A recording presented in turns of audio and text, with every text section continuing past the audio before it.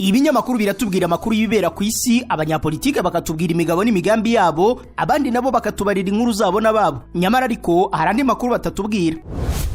Ayo makuru na ya kampani Rubavu Buy and Sell Limited. Ngiyi kampani yizewe mu kugura no kugurisha ibibanza n'inzu mu buryo bwihuse. Ikorera mu burengerazuba bw'u Rwanda, by'umwihariko mu mujyi wa Rubavu ndetse no mu karere ka Musanze. Uretse kugura no kugurisha inzu, inabafasha kugura ibibanza no kubigurisha, ikanabafasha kubona apartment zo kubamo by'igihe gito cyangwa kirambye, ikanabafasha kuzamamaza. Ku bindi bisobanuro waduhamagara kuri 0782 42 43 82 cyangwa ukatwandikira ku mbuga nkoranyambaga zacu, hose twitwa Rubavu Real Estate. Rubavu Buy and Sell Limited, your trusted real estate partner. Welcome and welcome back to Rubavu Real Estate YouTube channel. Niba uri mushya kanda subscribe kuri no kunzogera tujye tubana buri munsi, like, share, comment, byose ni ingenzi. Ku mbuga nkoranyambaga zose dukoresha, haba kuri TikTok, Instagram, Facebook, LinkedIn, hose amazina dukoresha namwe ni Rubavu Real Estate. Aha mumbona rero ni muri quartier nziza irimo amakadastre meza menshi kandi manini. Ni quartier iri VIP, ni quartier nziza cyane. Murabona ko muri metero 50 metero 60 inyuma yanjye muri background hari umuhanda wa kaburimbo. Aha mumbona rero ni Rubavu Mbugangari, ni hafi y'isoko rya Mbugangari, hafi naho bakunze kwita kwa Charles. Tuhabazaniye inzu. Ni inzu yubatse mu parcelle ya 4 uvuye ku muhanda wa kaburimbo. Iyi nzu yacu ikaba ari inzu nini nziza cyane, yubakishijwe amatafari ahiye, ikomeye, ifite igisenge cyiza cyane, inzu ibura amasuku make cyane. Tugiye kwinjiranamo imbere mabereke. Mwibutsa ko dutanga services zose zitangwa na Real Estate, haba kubona imitungo itimukanwa, gushoramo imari, abantu bashaka kubikora nka business, abantu bashaka ho kuba gutuza famille, byose turabibafasha, nandi ma services yose atangwa na Real Estate. So katwinjirane mu gipangu mbereke iyi nzu yacu. Iyi nzu nziza cyane ifite ibyumba 4, dushe 3 na toilette 3 mu nzu, salon na salle à manger ndetse n'igikoni, tutibagiwe n'amadepo cyangwa se stock ziri ku ruhande, ndetse kaba ari ahantu hanini cyane. Twinjemo hano ngira ngo murabona ko twinjiye mu gipangu cyacu. Dufite parking nini hagije ko ariyo duheraho, ni nini cyane.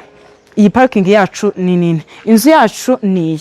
Murabona ko ari inzu nziza isa neza. Inzu yacu yubatse mu buryo bwiza bukomeye, ifite igikari kinini, iri ahantu heza, iri mu kibanza gifite metero kare 312. Urumva ko ari hanini cyane. Aha hanze duhereye ngira ngo murahabona, turaza kwinjirana muri salo, ariko ibindi byumba n'amadoshe n'amatoilette nago twinjiranamo kubw'umutekano w'abantu baba muri iyi nzu. So ni inzu nshyashya, ifite ibyumba 4 nkuko nabibabwiye, dushe 3 na toilette 3 mu nzu, salon na salle à manger n'igikoni cyo mu nzu. Urabona ko ari ahantu heza cyane. Salon ni iyi, salle à manger ni iyi.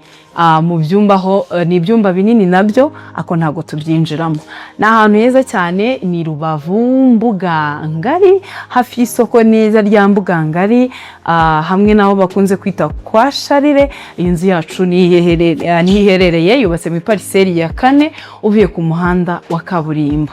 Wakwibaza ngo iyi nzu iri ahantu heza nkaha muri quartier nziza iri VIP, turukwitangira ngahe? Ni miliyoni 80. Ibyangombwa byose birahari, ni ukugura itukorerwa mutation, kandi Rubavu Buy and Sell Limited tukabigufashamo byose kugera birangiye. Kindi kibazo ushobora kwibaza se iyi nzu nyishimye, nshaka kuyigeraho, nshaka kuyisura, nsabwa iki, nakora iki? Mufite igisubizo. Iyo nimero ubona kuri ekara yawe wayitubonaho ukaduhamagara. Ushobora kuduhamagara cyangwa ukaba wanatwandikira message isanzwe cyangwa se kuri WhatsApp, hose wahatubona. Munsi y'iyi video harahagena umwanya wa comment, naho wahadusanga, ukatubaza icyo wifuza kumenya cyangwa se ndetse n'icyo ushaka kubaza, nabwo twagusubiza. Ushobora no kudusanga ku mbuga nkoranyambaga zindi dukoresha, haba kuri TikTok, Instagram, Facebook, LinkedIn. Amazina dukoresha namwe hose ni Rubavu Real Estate. Wagenda ukadufollowinga, noneho ukanatanga n'igitekerezo cyawe cyangwa se ukanavuga n'ikibazo ufite wifuza kubaza. Iyo ni option ya mbere ushobora kutubonaho, ariko hari indi option ushobora kudusanga ahantu dukorera mu mujyi wa Rubavu mu nyubako izwi nka etage kwa Habibu, dukorera muri floor ya mbere, ibyapa birahari, uhagera uhita ubona office yacu. Aho niho Rubavu Buy and Sell ukorera, ni naho headquarter yacu iri. Rubavu Buy and Sell Limited ni company ya mbere yizewe mu kugura no kugurisha ibibanza n'amazu mu buryo bwiza, bwizewe kandi bwihuse.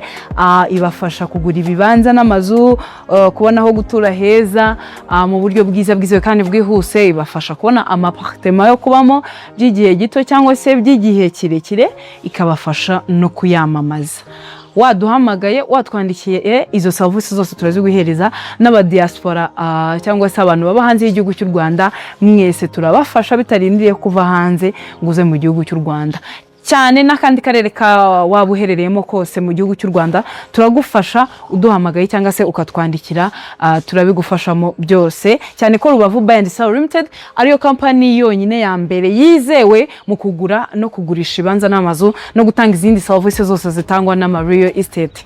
Muduhamagare, mutwandikire. Iyi nzu yacu kuri $80,000 uraza turayiguhereza. Ibyangombwa biraharura, guri tukorerwa mutation, kandi icyo nkwijeje nuko Rubavu Buy and Sell Limited igufasha muri process zose kugera birangiye, kugera izina ryawe rigiye ku cyangombwa cy'umutungo waguze. Muduhamagare, mutwandikire, tubafashe.